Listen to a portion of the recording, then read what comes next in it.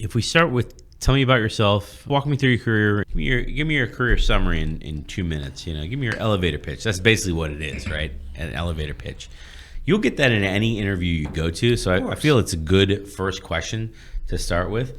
So let's start with that question. Tell me about yourself. Why don't you summarize your career? I've had a bit of a storied career. It's not at all kind of stereotypical, if you will. I kind of started life working in telecommunications for a large national telco overseas. You can probably tell from my accent, it was a British company. But right out of college, I was hired to program statistical software.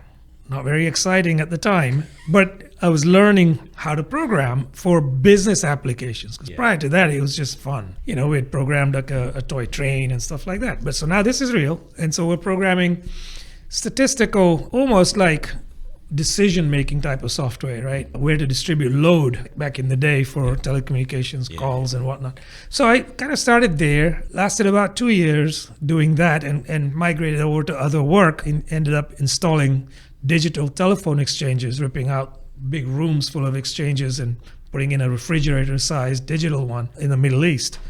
So, that was my foray into working for a large conglomerate, working by yourself, from your company at least, with a whole bunch of contractors or local talent, basically, and making do with what you have. So that was a great learning experience. So after that, I moved on, went ahead and studied a little more, master's in biomedical engineering, and then I ended up working at a large research hospital affiliated with the NIH, where a couple of big projects I worked on, mapping the human genome was one of them, and then doing experimentation on athletes and answering the simple question that was asked. The answer wasn't so simple. What makes athlete superhuman? Mm-hmm. There was a big research project around that. So I did that, then I completely switched gears again, right? Ended up working for a large holding company that had 150 different companies they owned as a systems analyst. And in the course of doing that, I was actually working with a lot of business folk. So that sparked my interest in business to the point where I got an MBA. You got to follow through, right? So that's what I did. And after that, I came for a vacation here in the US, bumped into a guy who happened to own a little software house in New York City, and ended up working for him as a suitcase project manager. They actually put that in my offer letter. I was a suitcase PM. Neat. Yeah, it was just loads and loads of travel. Oh, wow. Back when travel was fun. Right? So and then of course grew from there into a traditional project manager for software applications and projects. And over the course of time, acquired some enlightenment and became an agile person, right? As an agile project manager, an agile scrum master, did a short stint as a PO and an agile coach for a bit. So your first job at the telecom, how long did you stay in that job? I was there for 2 years. Yeah. And there were a couple of different parts of that job that I really, really liked, right? So while I was actually learning to code in a language that I'd never used before, Fortran 4, Pascal, these things, right?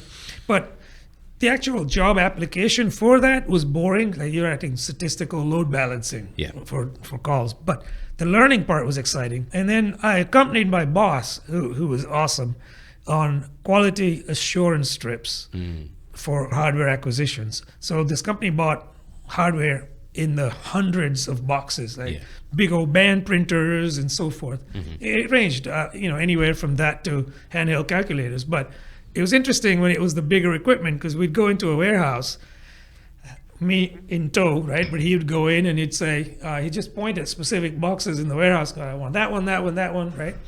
And before we had laser pointers, he just had a flashlight that he would use, and he'd go, that one, right? So they would then get a forklift truck and bring those down and open them up on a bench, and he would go and examine them. They'd actually take the case off, and he would look for things like, is it grounded properly, right? Where there was a fan, and there was always a fan, right? So he would then use these mechanical fingers to poke through the fan grills from the outside. If it went through, fail. And so they were very keen on making sure there were no failures, because hundreds and hundreds of boxes were impacted, a big order. But the fun part for me was you roll in at 10 o'clock, He does his thing. I watch him. I was supposed to be watching and learning, right? So I watch him. I make some notes. And around noon, it's usually a salesperson at the other end from the vendor side. It's usually a sales manager or director. Took you to lunch. So we went to lunch to a Beefeater Steakhouse or some such, and then came back a couple of hours later. He did some more of these poking around stuff. And then around 3 o'clock, he'd say, I've seen enough. Go home. I was home by 4 most times. I didn't leave home till 9:30, So that was kind of interesting because in addition to him, I was also getting expenses and everything else. I'm like, this is pretty cool. Yeah. That doesn't last long, of course, right? So then you get bored with that. On a few days when he couldn't make it, I went around with this mechanical finger. Yeah, it has to be an official finger from the Standards Institute, right? So you go around, and of course I had this thing in my briefcase. So I'd go around all the equipment at home, poking around in the back of those, like which ones are safe, which ones are not safe. But so I went from there, let's say, for 2 years, and I said I've had enough of that. Did he pick you for that, or how did were there other people there, or did he just like you? Like, who has? I think he liked me the least, probably because this was a boring job. I don't know. He just asked who has interest in QA and making sure that we're getting safe equipment. Like, safety is important. Yeah, put my hand up. 'Cause I'd actually witnessed a funny story, but I'd actually witnessed a guy. Back in the day, we used to wear ties, right? And, suits in the UK, right? So this guy had a tie on, and he's leaning over a band printer. We knew how to short circuit the safety latch, right, on the lid. I mean, you just use a croc clip at each end, a little cable, because you need to look in there to see where the jam is occurring. But not with a tie on. So I watched his tie get caught up in the band. That thing spins at some serious speed. Yeah. So, after I saw him with a big mark across his face for a month, I'm like, oh, yeah, safety is really important. So I put my hand up, and he's like, okay. So that's how that happened. But yeah, I learned a lot about safety code, right? UL Labs, BSI, I forget now the acronym for it, but the German Institute for Safety, all of that. It's quite a way from that to business agility. It really is. Before I left, it was basically, I was young with no responsibilities, living at home. So this job of installing digital exchanges, they basically ship you out on your own, right? And you contact somebody in one of the big capital cities in the Middle East. Yeah. They put you up in a nice hotel, but working conditions were pretty challenging just because of the fact that these locations were not in the city, and they were not air conditioned oftentimes because they were in the middle of the desert. 2.5 hour stint drive out, literally over sand to get to this place. Then you do a full shift and you have to come back. So we ended up doing a staggered shift. Like we'd leave the hotel around 5 because it's nice and cool in those Jeeps with the top down. Yeah. By the time you get there and you start work, the first break, you're ready for a change of clothes because this location, it was a big Strowger telephone exchange. So there were lots of mechanical gears floating around. You know the old days when you had the old dial phones and you could hear this, right? That's the relays, and you could hear them. So there's all these moving parts. They're all powered by huge batteries. It's just basically very warm. What I learned to do there is to learn the trust of people there, because sometimes you'd go to these places and it really wasn't all that safe. Yeah. So you learn the trust, and they pay back in spades, right? And so it's a quid pro quo. Managed to find some expat clubs. They do exist. They did then too, and they still do. Yeah. Of course, you're not going to find a board across the top of the door, right? Yeah. But they will find out what door it is, and they'll make the connections for you to go in. So in return, you would bring them out a beverage or two, or a bottle or two. Yeah. But yeah, so that was a huge learning experience. I had to do everything by myself. So there were no rules because you're there, you're given a deadline. Go get this thing replaced. Yeah. And then every Friday, I had to send in a report by email. Back in the day, it was like those, I forget what they were, like 286 compact computers, LTE, whatever they were. And the email system was MCI mail. So I would send out a little blurb, no formatted email, just say things are going well, we'll be done in about 6 weeks. Yeah. So yeah, but every other week I could come home for 2 or 3 days, right? And then go back again. Or you could bank those days, which I did oftentimes. No reason to come home every week or every other week. Yeah. So you could bank those days and you could take those off as, your leave days.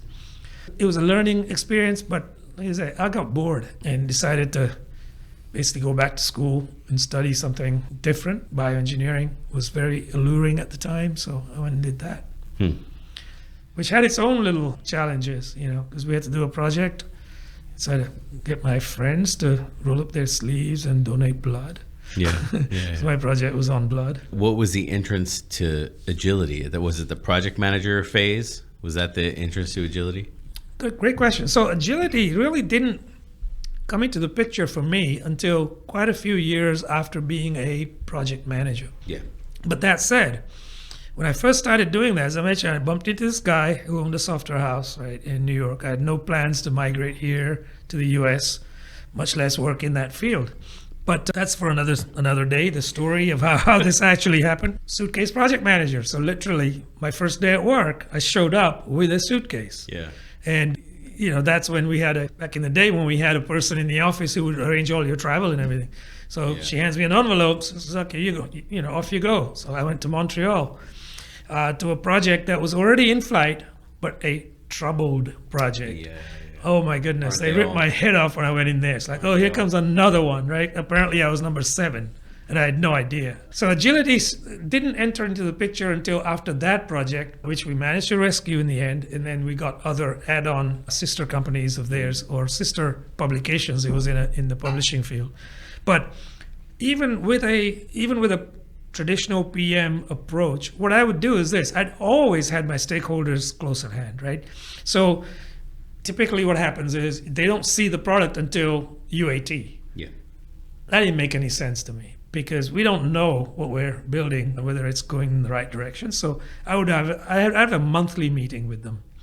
And they would come in and now we know this as a sprint review or demo.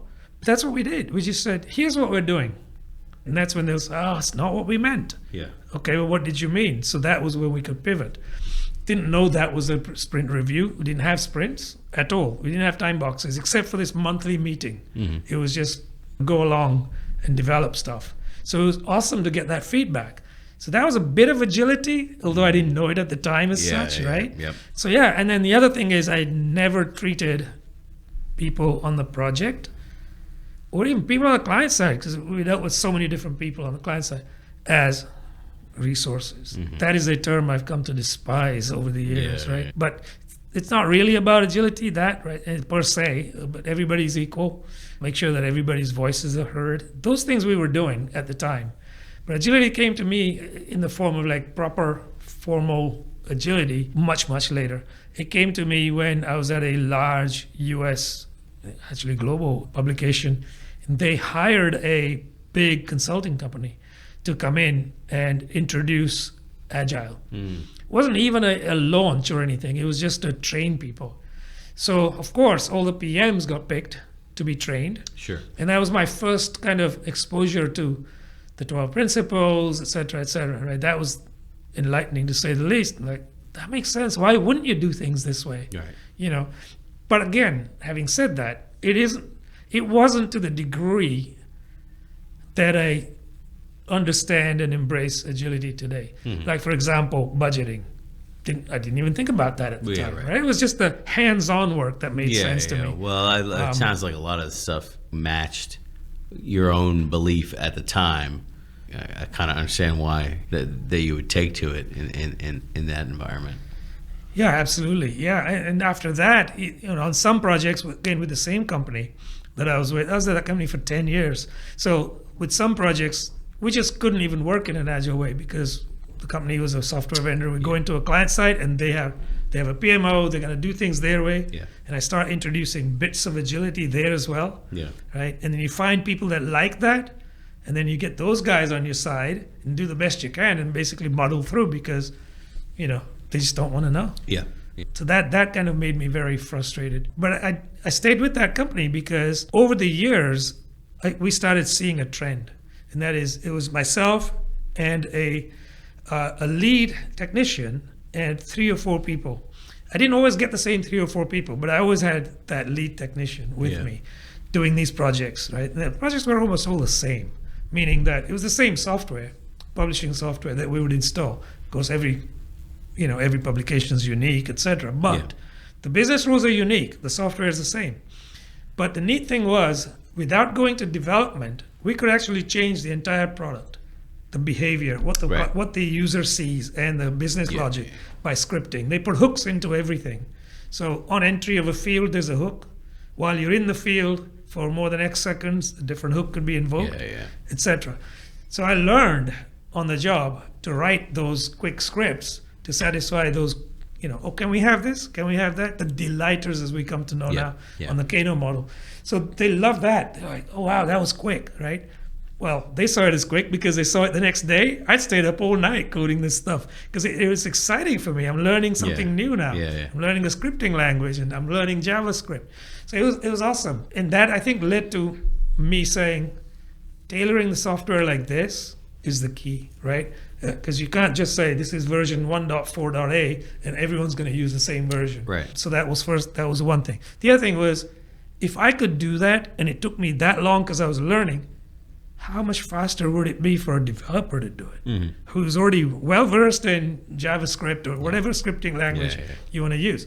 So we went there next, right? So can I have one developer for a short period of time until we get to the point where the client's happy, right? But it's time boxed, 6 weeks. So for 6 weeks, I had a developer with the team on site. And I know people frown upon this idea of, development on site and so on. And that's because of this anti-pattern where code was lost in many cases because there's a developer who's kind of doing stuff by himself on site, and that code never makes it back to the mainstream. That's more of a discipline issue.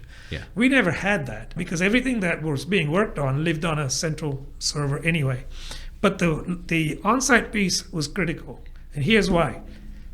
For that developer to hear firsthand from the business why they're asking for something was absolutely key, right? For me to relay that on didn't have the same meaning. I see why you're asking that. That was perfect. We integrated with an AVI system where customers will call in and up pops their name, etc. It's like, why do we need to know that? Just ask them. No, right? There's a level of customer service you can provide by looking at that and greeting them instead of saying, what's your name? Right, yeah. And then the other things that you see on the screen, they're also a subscriber. So you don't upsell a subscription to them because they're already a subscriber. But if they weren't, you could. Those kinds of business value adds were quickly understood and delivered by having that person with us on site. So I guess you could say that was agile because we were meeting.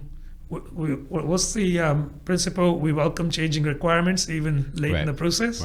This is late in the process. We're on site, right? And in many cases, we would do this just up until UAT and then say, okay, now there's a code freeze, right? Because we want a solid UAT.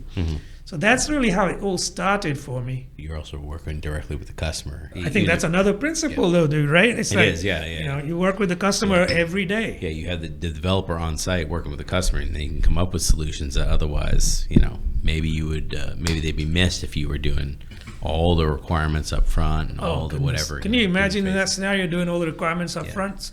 To be honest, the customer didn't even know all the requirements up front. Oh, right, yeah. Right? Because they just figured it out as they went along and said, oh, if the system can do X, can it do X plus Y? So, but we didn't know this as Agile. We were just doing this stuff. But I guess it was Agile. Yeah.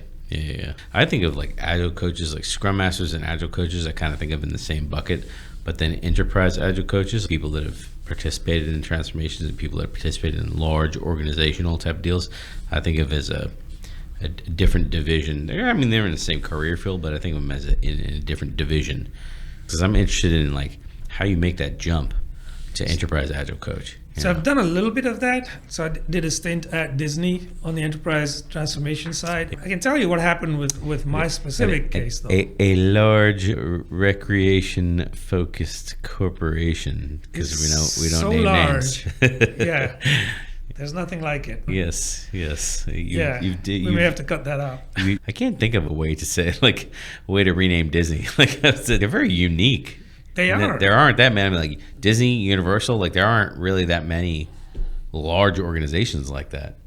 Yeah, a large organization that made rodents popular. What happened is, working at a team level for a bit, and then once the organization opened up the possibility that other departments, other domains, better word than departments, can also be agile if the organization steers them that way. So we started internally championing this with a couple of different areas. Marketing was one, HR was another one, and finance was kind of the also ran because they're really hard to change usually. For some reason. Yeah, it's just, it's just one of those things, I guess, that goes with that field.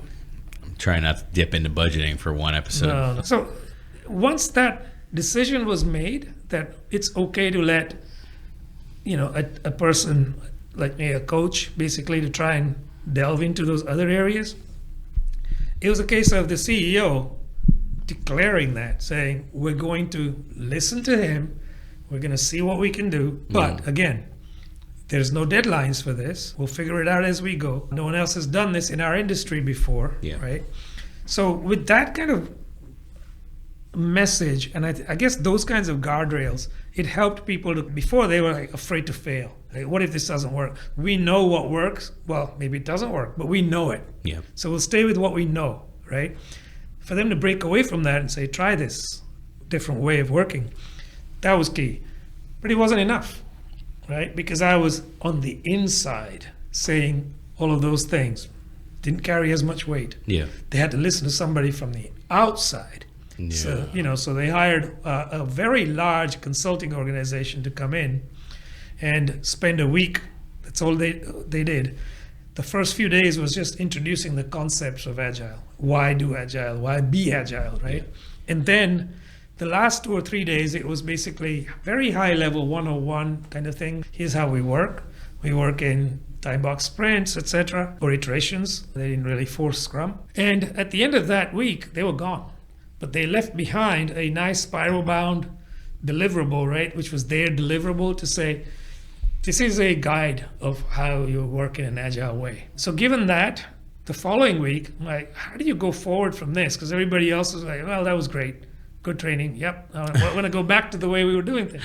So I'm like, all right, here's what we're going to do, right? All these meetings you have, are they necessary? Can we make those into these team-led meetings where the team comes in with a prior agenda, et cetera, et cetera? Started doing soft, slow things like that.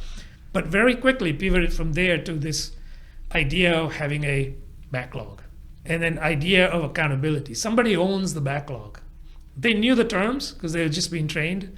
So it fell upon 1 or 2 people to become the de facto POs, right? It fell upon a couple of people from the team to be the shepherds. They were scrum masters, but they didn't have that title. So when they did that for a couple of sprints, okay, this is good. I'm falling behind on my work now, right? So that's when this idea was introduced that it doesn't have to be one person all the time. Somebody else can do that, and we can rotate. So that's how we started. And it actually took hold very well in marketing. They loved the tools we were using. They were all online. They weren't very intrusive, very lightweight. And they liked that. Prior to that, they were experiencing some pain using Project Server and Microsoft Project. Of course. Things would get corrupt and all of that kind of stuff. Those tools are, oh my God, those tools, like compared to very lightweight, just stickies on a board type of tool, those tools are overbearing. Completely. I mean, the marketing folks were using Monday.com. Very, very simple. Basically like a Kanban. Stickies on a Kanban board. Stickies on an electronic board, exactly. And they like that. They really like that. They also like the fact that every 2 weeks, there was something done. So that's how we kind of seeded it. And about 3 months after that, I left to pursue another opportunity. Same kind of thing, though. Enterprise transformation at one of the big 4. One of the things that really interested me there was, well, one thing is seeding a transformation and seeing it take root. That is the hardest part, right? And after that, it's, okay, now it's got momentum and it's going to keep going. So you already have, and I don't like this term, but converts, people who say, okay, now we know this works, we're going to work in this way, right? Then there's really not a lot for an enterprise person to do. So my work there was done. But then there was this challenge that beckoned me, right? Go to a big 4 and see how they embrace this. So when I first got there, it was, here's this large global project. We're going to try and use some agile methodology to deliver this project. And of course, they said, this is the date we go live. Okay, we can work with that. So that was the thing. It's like, here's a date by which thou shalt be live on this system. I'm like, okay, we can work with that as long as you're open to, working and negotiating the scope.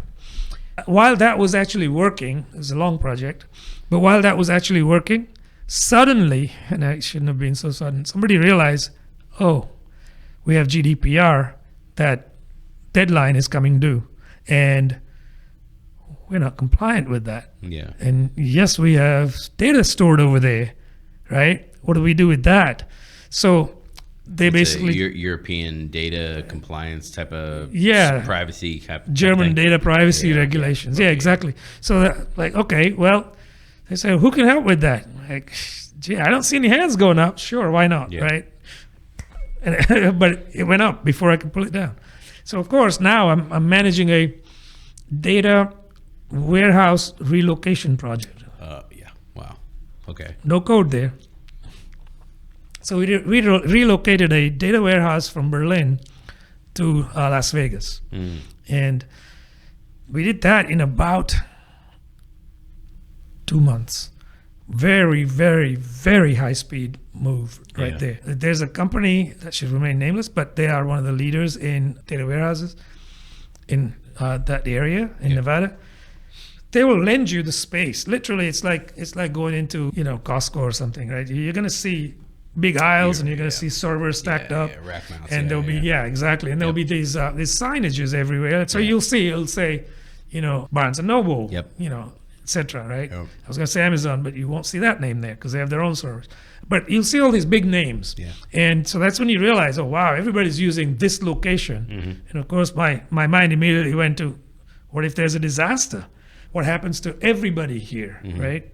And so I learned, everything's backed up in real time to another data center over on the West Coast. So anyway, cut a long story short, we moved a data warehouse from Germany, and that required coordination with the German team. As far as agility is concerned, it was basically walking on hot coal, right? Because of this huge deadline. But we used the time difference to our advantage. So we had the German team stagger their hours, and we had the US-based team staggered their hours. Some of them were based on the West Coast. Most of them were on the East Coast, to the point where we maximized the amount of overlap between the two teams. That's one thing we did. The other thing we did is we appointed a local Scrum Master in Germany to act as a Scrum Master, right? Because not everybody could attend our stand-up. Right. And yes, even though there was no coding, every piece of work was handled as a backlog item, and prioritization happened ruthlessly, right, in order to pull this off. So that project came out of nowhere, and it was basically fixed deadline, and so we delivered on that one. Coming back to the transformation side of things, that large global project was delivered in an agile way. We used a good combination of Scrum and Scrumban, right? Started with Scrum, realized it was way too rigid for them because they were not used to it. So we used Scrumban and went live about 2 months after initially planned. Now, it's not because the 2 months for the GDPR project came in the middle of that. No, because there were only 1 or 2 people impacted by that. So it was just the first project they tried to do. They were trying to get to grips with, MVP, the whole concept of what do we go live with, a business saying we want everything, all of that played into the picture. That's why. And then the other thing that they had a huge challenge with, which we don't talk about much, which is UAT, or call it BAT, whatever, right, by the business folks, in a global environment where you have people all across the globe. They have their regular day jobs, and they have to participate on a global BAT. So first of all, just doing BAT with a local team, stateside, is absolutely not right, because they're only going to test for what they know. So you have to have people from each region, and trying to enroll people, get them trained up, get them coordinated to a BAT plan, and then make sure that they actually execute to the plan. And then logistically hold triage calls for each region. We've welcomed every piece of feedback, but not everything was worked on, obviously. Some things were training issues, people just didn't know. Some things were wishes and desires. I wish it would do this. Well, it's not designed to do that. So we captured everything and then discussed it on a triage call and treated those kind of like stand-ups, 15 minutes as a triage call, right? Just going over all the critical things first. And then classifying all the others either as training, low priority, or enhancement, right? But it was a huge effort. It was an effort that took longer than we expected, involved more people than we expected. So that was my lessons learned is don't belittle this UAT, BAT, right? It's huge. Yeah. And then the other thing that was really complex in that specific environment is you could not launch the system in production unless every single region said yes. Yeah.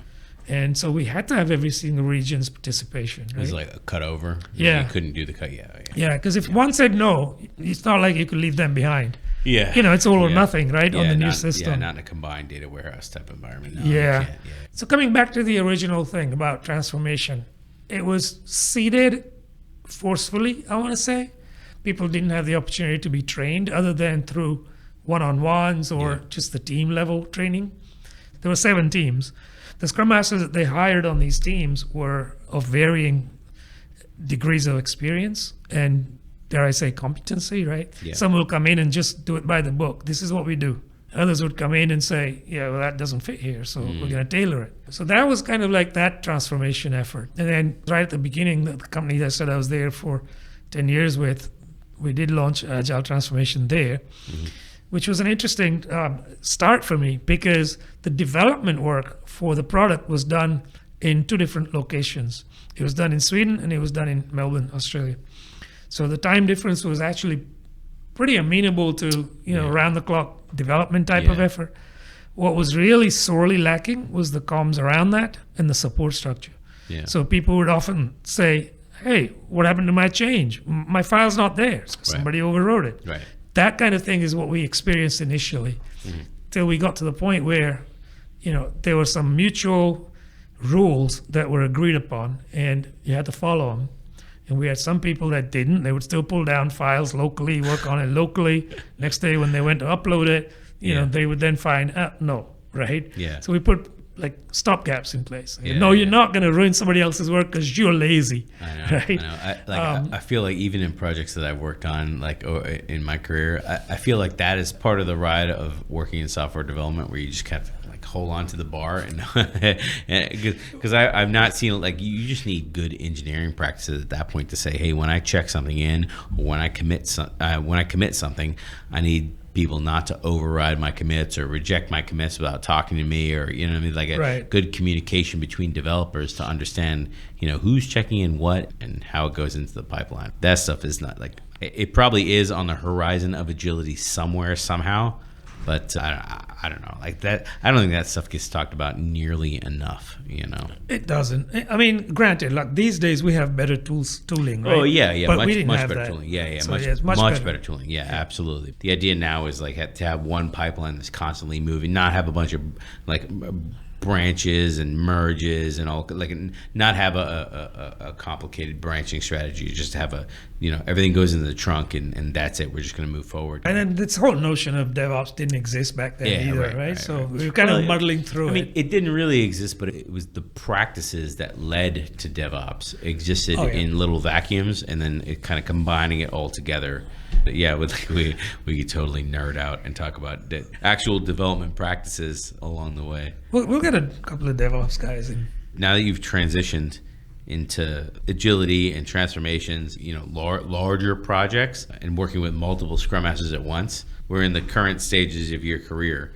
I'm wondering, like, through those phases, what are the highlights? Are there key events to go through that path that you can be like, oh, this was a big thing and this is a big thing? Things that are either highlights or big achievements or, light bulb situations. I've had plenty of those. So first of all, way back, right, before Agile, one of the biggest light bulbs that went on was, and it is going to sound crazy, but watching people do things and learning, right? And so they say, this is how we do things. And you look at that and go, it's not the best way to do it. Yeah. Why don't you change the way you do things? And the usual response is, because we've always done it that way. For me, that became one of those immediate triggers that still remains in my mind to this day. But the aha moment for me was a lot of times before agility, when I was a PM, Yeah. I almost want to say there was this proclivity to not ignoring, but to not really welcoming the customer into your areas. And that's because, well, we've got their requirements. They signed off on them. If they change their mind, I know what to do. Yeah. I'm going to hit them up with a change request. Right. So the idea was that we should encourage them not to change. Yeah. And that way we think we can deliver on time. Well, that didn't work so good because we hardly ever delivered on time. Mm-hmm. So the light bulb that went on for me was this. This is, I think, very, very key in my career. And that is, you can go live on time. You can go live before time. You can go live under budget. That doesn't mean the customer's happy. Yeah. Right? Because they signed off something 9 months ago, and you say, here you go, I've delivered what you signed off on. And they're going to say, that was 9 months ago. We didn't know now what we now know today what we didn't know then. Wow. And that doesn't meet our requirements, so we're not happy. So the light bulb that went on is deliver what they want and not what they said they want. And don't go on this idea that they should sign off stuff in blood. Yeah. Right? Involve them throughout the process so that you can pivot based on their feedback and deliver exactly what they want. If you go live 2 months later, they'd still be happy. That seems like quite a mountain to climb. I remember in my career, I've worked with a few people that are, I don't know what the modern term you would call them now, is a delivery lead, I guess maybe is a modern term, or basically if you're a company and you don't have in-house software development and you contract someone to come in and do software development for you, and then you have some sign-off requirements of, basically we, the company, will pay you, the contractor, once X and Y and Z are done. And here's the criteria to know X and Y and Z are done. If you're the delivery manager, you potentially have other things that you're being judged on by your company, and potentially your bonus is tied to certain statistics and whatnot. There are things that are lined up that kind of work against what you just said. I'm just trying to hit the things that are spelled out in the contract, but what you just said it could be seen as in opposition to that. So I'm just trying to get sign off of every single line in the contract in order to hit every single line at 100% in order to get 100% of my potential bonus. Yeah, I think that's a huge topic, that this whole reward systems and how what they're impinged upon, right, or pinned on. That's a big topic. I think it's worth getting into that. I'm not sure if we want to do that today, but definitely. I don't know either. I mean, maybe that's more the way it used to be done. The majority of bonus structures I have been subjected to or that I've observed are like exactly what I just said. You hit the milestones in the contract or whatever the dates or whatever it is, and you will hit your percentage of bonus. And I think that on the other side of that mountain is the customer happy? So I think you're right. That's how it's been for many, many years. But it's also like these contracts often have payment stages, right? Yeah, right. So you hit this, your company gets paid, you get your bonus. Right. So that's all great, except for one thing. Is the customer receiving what they want now, not what they asked for a year ago? And almost undoubtedly, the answer has to be no, because the business landscape's changing all the time. So how can it be that what they said a year ago is what they want? Unless you're talking about something like an oil refinery. That doesn't change a whole lot. Or designing a plane, right? That doesn't change a whole lot. There are exceptions, but that doesn't change a whole lot. But yeah, on the business functionality side of software, things change all the time. So I think one of the things we need to look at, not we, you and I, but the industry needs to look at, is changing the parameters there. Yeah. Right? Look at business value delivered rather than meeting a contract by date. Right? It's typically a date. Yeah. So if you meet a date, you should get paid. So you're going to do what you can to meet the date, but the customer's not happy, right? So I think that needs to be pivoted to business value delivered. And then it can't be just the customer saying, no, I didn't get my business value, we're not paying you. It can't be that, obviously. So it has to be a constant interaction, not just during at those milestones, but throughout. And those milestones are organic. They're not fixed in a contract. They change. Right? So maybe you can. So I understand that you can't just leave it open because the vendor company needs to get paid. They have to pay their staff. So maybe you can do this, right? Every quarter, reevaluate those business value milestones, and then say, if we meet this in the next 3 months, is that good? Yeah. Right? If that's good, great, because things change, but they don't change radically in 3 months. And if they do, that's okay. Leave it out and say, well, this didn't, so we're going to pay you 80% instead of 100%, for example. And that's fine. The only thing there I can say now, thinking about it now from the contrarian point of view, which is the vendor's point of view, they're going to say, we have no control over when the customer is going to change their mind about this, right? Right. Okay, that's actually a fair, a fair argument because you still have to pay your staff. So here's something to think about. Don't set those milestones day one. Set the first one. Yeah. Before you reach the first one, at some point, and then we can use a calendar period here, 3 months, let's say. In that 3 months, set the next one with the customer. But then have a healthy backlog where the customer could say, that's no longer important for me. We're not sure what is, but here's something else that you can work on. Do that. So those milestones aren't absolute that you have to deliver these things. It's not like spelled out in a deliverables clause in a contract. It, so that's what I'm saying. If we do that, that'll be good. And to Fred's point last time when he was on, he said fund teams, not projects, right? So if you do that, you get away from this mentality of projects. Oh, well, projects have milestones. You just get away from that. This team's delivering value. Okay, PO, figure out what the maximum value is now. Yeah. And then do that every day. So in 3 months, what's the maximum value?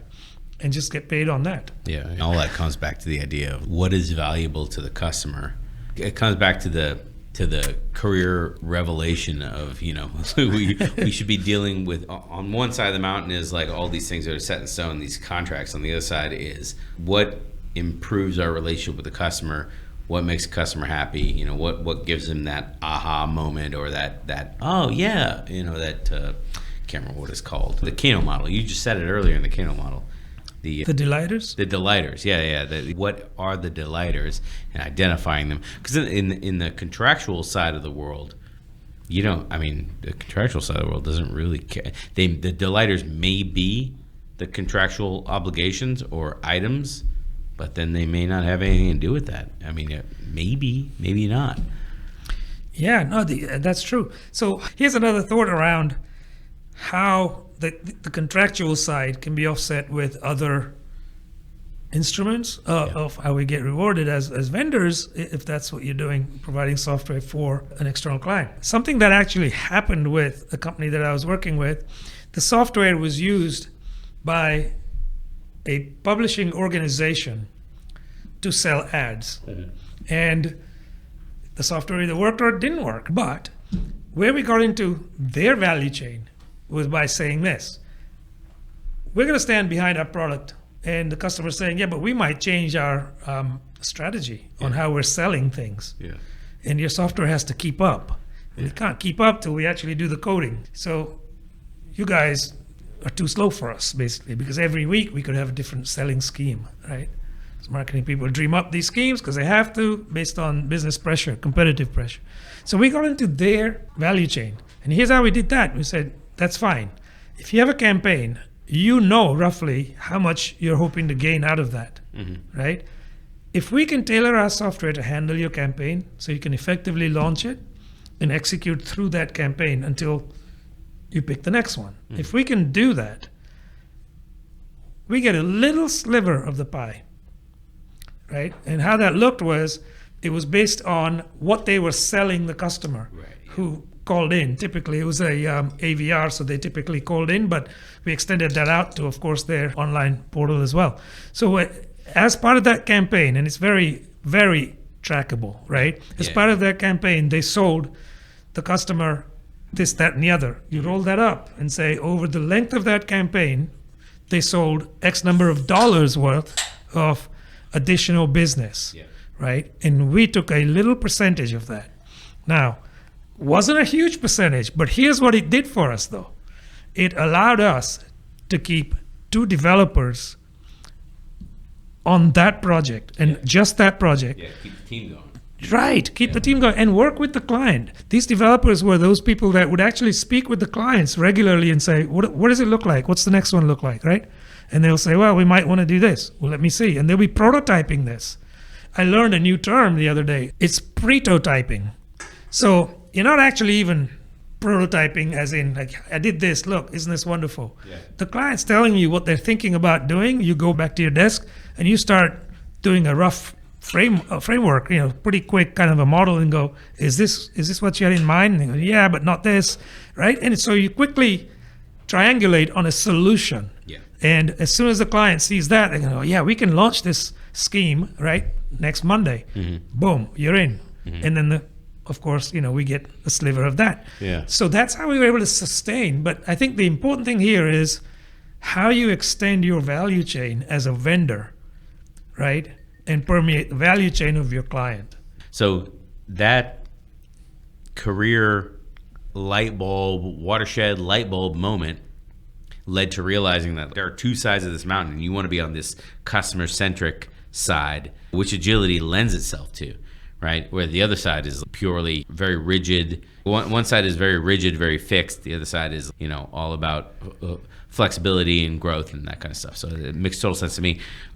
Is there anything career-wise that is like, if you could go back and do it again, you would not make the same decision? Like that was like the highlight. That was the light bulb highlight. Is there any career low light that you could go back and change if you had, not necessarily a regret, but something you could change if you had the option?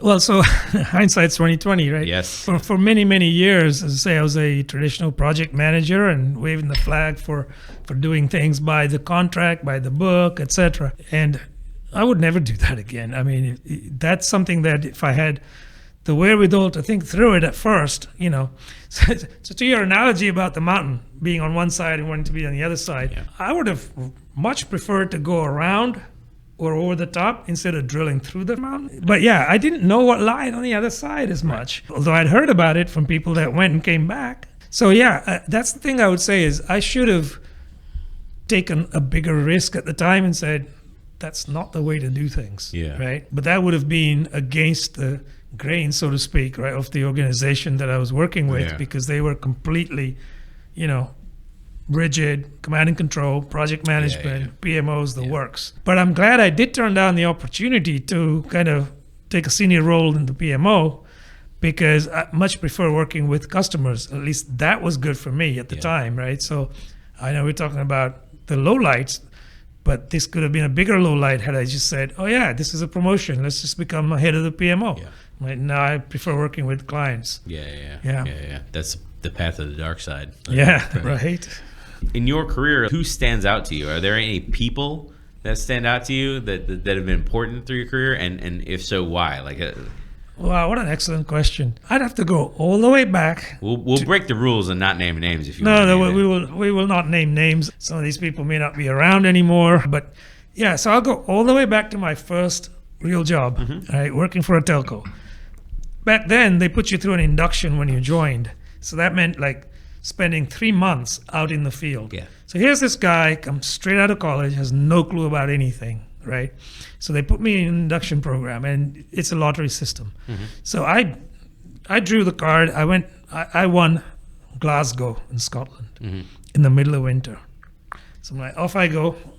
I got my suit, and I go up there with a suitcase full of white shirts, ties, everything, right? And I was told to show up at a certain location. It was in the town square, actually. So I showed up there thinking, this is pretty cool. Back before coffee shops were the vogue, right? Yeah. I'm looking around, and I didn't see anybody who was dressed like me, who would be my counterpart there to meet me, at least. Nobody. And then up comes this guy, very gruff looking. He had his denim jacket on. It was all grimy and everything, right? He had those boots on that were like muddy, And he comes up and he yelled my name. I'm like, yeah, that's me. Come with me. And then he did a double take. He looked at the way I was dressed, and he just burst out laughing. He said, you came from the city. They call London the city. I'm like, yeah, I did. He says, well, do you have anything less formal you can change into? I'm like, I have a pair of jeans and trainers in the hotel room. He says, yeah, but, we're running behind because they were on the clock. So that's okay. You can just stand around and watch. I'm like, that didn't sound so good. Stand around and watch? No. So I'm like, tell me what I need to do. Yeah. I'm up for it. And he laughed, and he goes, you'll change your mind. So we walked down a couple of streets, and there's his buddies all hovered around. this manhole cover in the ground. I knew what that was at least. And when we got closer, I could see a guy in there, right? One of his buddies was in there. This manhole cover is full of freezing cold, muddy, dirty water. You couldn't see anything. It was just flooded with water and debris, right? Yeah. And he says, well, we're here because Mrs. McIntosh over there lost her phone service. And so we have to fix that. That's why we're here. We're pretty sure this is where the problem is. And all these questions went up in my head. How are you sure about this, right? What are you doing in this manhole cover? You can't see anything. But before I could ask any questions, up pops this guy from the manhole cover, clutching a bunch of wires, all muddy, dripping with debris, right? And they all look the same color to me. They were all brown, muddy color. And he passes through them and he picks one and he goes, I found it. And I'm like, this guy's high. How can you tell, right? And sure enough, he goes and does his thing with his tools. And he says, well, that wasn't so bad. And he comes out and he's dripping. But he's not bothered by it. And I'm thinking, so now the guy that was, there, I was under his watch, so to speak. He says, you're here to learn the ropes, right? I says, get in there. I'm like, Oh, man. do what now? I had my Oxford shoes on, man. Yeah. I was dressed for the part. No, right? So okay. So I took my shoes off, go in there. Well, it's a lot worse with the shoes off. It's freezing and you don't know what you're stepping on. Right. And he says, okay, well, what we want is 3 wires that come out of 1 wire because, it splits into 3. It's a loom split. I just feel around for it. I rolled up my sleeve. I'm feeling around. I was there for quite a while. And he says, we have so many jobs to do today. This space won't cut it. Yeah. So I'm like, well, you try then. Right? I was starting to get a bit snarky now. He jumps in. A few seconds later, he comes out with this wire. And he says, well, the reason why we're doing this is because there's some business reason, right? I forget now. I'm like, so how do you know that wire was the fix for, Miss McIntosh? He says, well, we don't know. We think we fixed it. But here's how we find out. We go and ask the old biddy. I'm like, all right, let's do that. Everybody's like 8 people. They all show up at this woman's house Nice. Yeah. and ring the doorbell. And out she comes, curlers in her hair, everything, the full works. And this guy, the gaffer, he says, check your phone now. So she says, okay, wait here. She comes back. It's working now. Great. She's happy. It's working. Of course. She said, well, would you like to come in for a cup of tea? And they're all like, wait, you guys aren't going to go into our house dripping with mud, right? And they're like, no. They all remove their boots and then they walk in. The one that went in removed his jacket because it was dripping. I mean, literally. And he just left it out by the doorstep. We go in. She makes tea for everybody. And we're sitting there having tea and biscuits, right? Man, this is great. How did they know? I mean, I'm now not going to sleep that night. How did they know? So I got to ask him. You said you had to go, right? Because we have so many jobs. Are we late for the next one? He said, we'll be fine. We'll catch up. So anyway, a little while later, we come out and I have to know. How did you know which wire it was? He says, well, I don't know. He says, ask the guy that pulled out the wire. I'm like, okay, so I find him. I said, excuse me, how did you know? You couldn't see anything in there. Yeah. You weren't in there long. And he says, well, that's easy. You start like you're starting today. Ask the questions. Put in 30 years. You'll be doing it in no time. So he didn't answer my question. That right? ain't going to work. But that ain't going to work. But so that was my huge learning thing. It's like, you cannot beat experience, right? They don't make machines to do this. I guess you could do things like voltage testing, but how do you know that what you're seeing is even real? Right. So needless to say, that was very educational. Anyway, so this guy who sent me there, he was my boss back in the HQ in London. And he knew exactly what he was doing when he sent me there. Yeah. So when I came back, I said, how'd it go? And he was like with a guffaw, right? And I told him, I said, that was very interesting. These guys are very good at their jobs. But I'm going to write statistical software. How does that even relate? Yeah. Right? And he says, well, let me explain. This is a long answer to your question, who had an influence on me. This guy really did. He says, if you came in here and I asked you to write a bunch of statistical reports, you wouldn't enjoy it. Now I'm going to tell you why you're writing them. Mrs. McIntosh's phone being down. She shouldn't have even had to report it. We should have known about it. Yeah. Right? So you're going to write that kind of software that preempts this.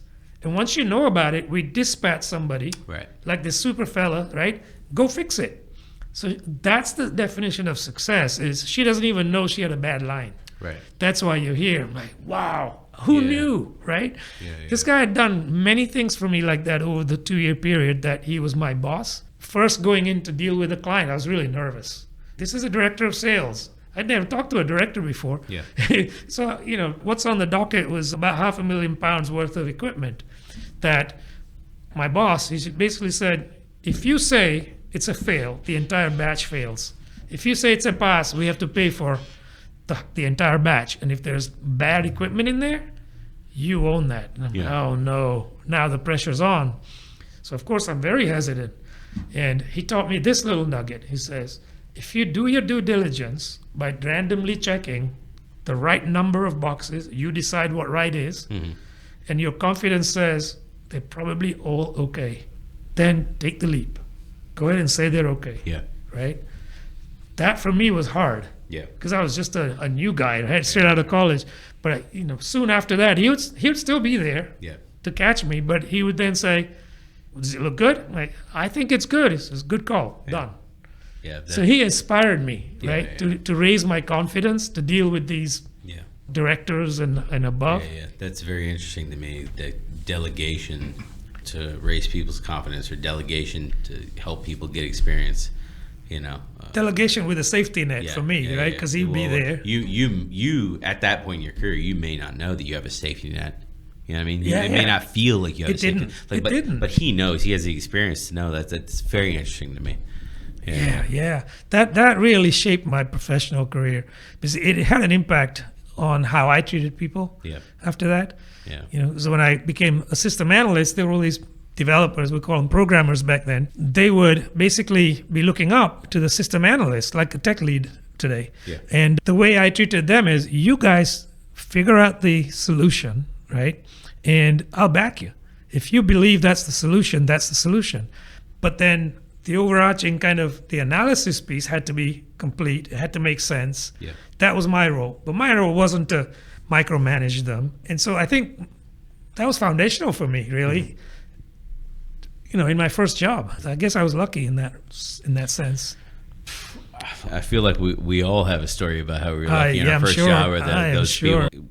If you could go back to yourself in that first job, or very, very early in your career, maybe not that first job, but very early in your career, if you could go back and give yourself a piece of advice, what would you say? I'm going to go back even before that job then, right? This is like a foray into history. Yeah. So in school, I had a job. I worked at the chocolate factory called Mars. So they made Mars bars and other assorted products. Oh, neat. Yeah, at the beginning, I'm in there, like, this is great. I came home every day smelling of sweet chocolate. And before any shift, they do a pre-run.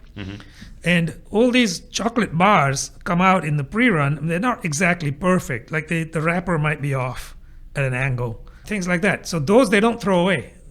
The employees can take those. So I used to come home with bags full of chocolates. Most popular kid on the block. I'd give chocolates away to my neighbors. There's nothing wrong with the chocolates. What I learned though is this. They didn't have sophisticated equipment like they do now. Of course, it was an automated plant, but like for quality checking, it wasn't sophisticated. Yeah. So it would be a person who's, again, experienced. My earlier comment about do this for X many years, right? So this guy would be looking at these chocolate bars flying along on the belt, and he would know if the wrapper was on straight or not. And he only had to be off by a little bit for him to know that it was off. So this is interesting because I didn't have that skill yet, right? And it wasn't even my job. But what they did do is they empowered all the employees to say, stop. And so there were these red stop buttons everywhere, and you could press the button. They kind of encouraged you to do that. But they also said, only stop the line if you really, really, really need to, if something's majorly wrong. So one day, I see these bars flying along, and they're a different color. And I'm thinking, the wrappers are a different color. They're going to fail all these. They have to be the same old Mars bar, the brand that people recognize. So I punched that button, man.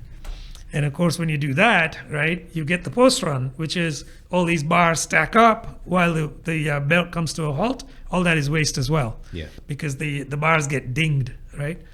So anyway, they asked me, what's wrong? They're a different color. And as I'm saying this, I saw the belt slow down and stop. And it's not Mars bars. They're a different product. I'm like, what's with this? They're not Mars bars. Oh, no, we switched lines. This is a different product. I'm like, oh, I just saw that the wrapper was a different color, and I thought the color of the Mars bar wrapper was off. And no, there's nothing wrong with this, right? You stopped the line for no reason. Mm-hmm. So there's an impact, right? There's not only a financial impact, but not the productivity impact. All these people are standing around while the thing gets spun up again. Yeah. How do you know what to do? Basically apologize profusely. And they said, well, listen, let this be a learning experience for you. Mm-hmm. I said, you could have easily verified this before punching the button. How? That's the guy next to you. Is it supposed to be pink? It's like this shiny, bright pink, right? Whereas Mars bars are not. They're red print on black background. Yeah. It's like, just ask somebody. They'll tell you, yeah, this is not a Mars bar. Yeah. Like, all right, fine. So, yeah, that was like, oops.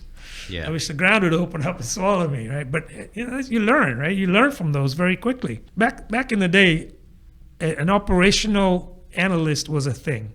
There was a title of somebody's job, operations analyst. Yeah. Operations management was a discipline. You could study that in college. So the operations guy who has to report all this, right? I talked to him. And I'm in high school. And I'm like, so that was my fault, right? What is the overall impact of what I just did there, right? Yeah. And he says, well, I have a model for that. So he gets his calculator out and he gave me a number. And this is a lot of money, man. Yeah. So I'm like, I did that, right? That's when I realized the consequences of taking a rash decision or a decision in a hurry without verifying, the data you're looking at. So that was a huge learning experience for me. It's like, yeah, just look at what's going on. If I had to be on a train where somebody's murdering something, will I pull the chain? That's a different scenario. But, look at the inputs around you, make a decision, but make an informed decision, validate your data. I learned that. So make the decision, but validate it first. Validate it first. Don't make it don't make a gut reaction decision, I guess, right? Yeah. That's interesting. I wonder how that applies to like the role that you're in currently.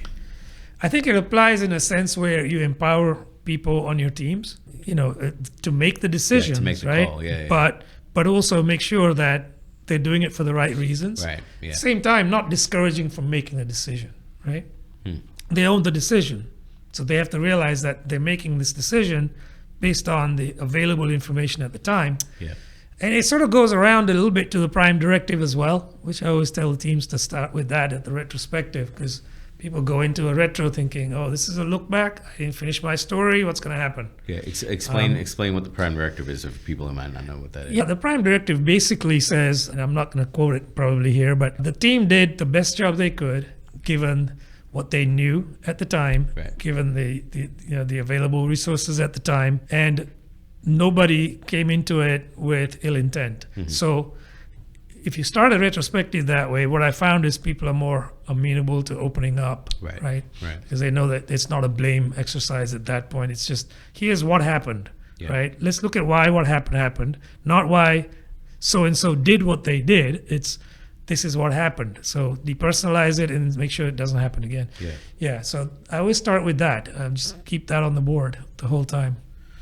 Yeah, I've enjoyed this career retrospective that we've been on right now. I hope you enjoyed it. I definitely have. Lots of memories have just become front of mind again. So yeah, thank you. Appreciate that. Yeah, well, this is the format for the career retrospective. Maybe that's what we'll call it. Maybe we'll put a name to it. Career retro. I like it. Career retro. And it's a format that we can pretty easily deploy now, going forward. So I left out my whole military thing out of it though. Oh man, that was on purpose. We'll hold that one for the next one. Yeah, that was on purpose. Okay, well, Agile Podcast Questions at Gmail, in case you have topics that we want to talk about. And subscribe below and let us know what else you'd like us to talk about as topics. We welcome your comments, except for your spam comments. I will report those. That was a weird ending.